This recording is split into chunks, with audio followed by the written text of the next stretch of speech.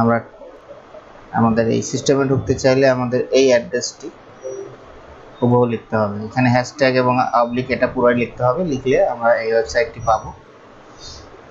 এরপরে একজন নতুন শিক্ষক কিংবা একজন পুরাতন শিক্ষক সে তাদের আবেদন কিংবা আপার গ্রেডের আবেদন করতে হলে অবশ্যই খেয়াল রাখতে হবে প্রতিষ্ঠানটি এই সফটওয়্যারে রেজিস্ট্রেশন থাকতে হবে।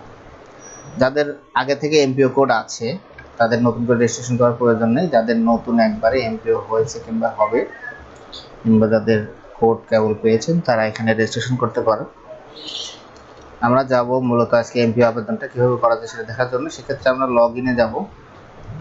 লগ ইনে যাওয়ার পরে এখানে আমরা আমাদের প্রতিষ্ঠানে যে এমপিও কোড, ভোকেশনাল হলে সামনে ভি থাকবে, আর যদি বিএম শাখা হয় তাহলে সামনে বি থাকবে।